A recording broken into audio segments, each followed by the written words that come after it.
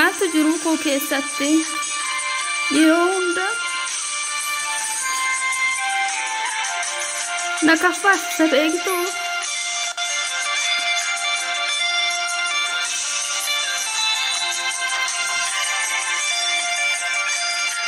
Ayyaanni dhufu barri ufee darbu kan gadda onneenatti ta'e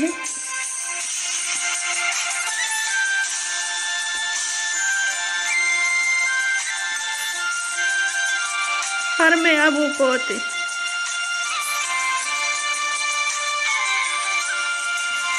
Mee warri akkanaa maatiin keessan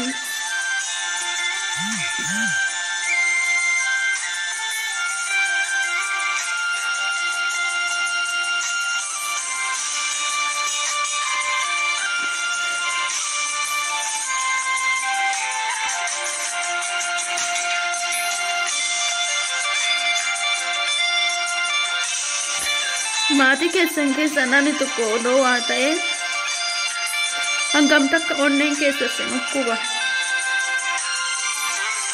Garuu gubbaa yoo kofallu nama gammadaa fakkaanna. Keessa namaa namni argu waaqa malee.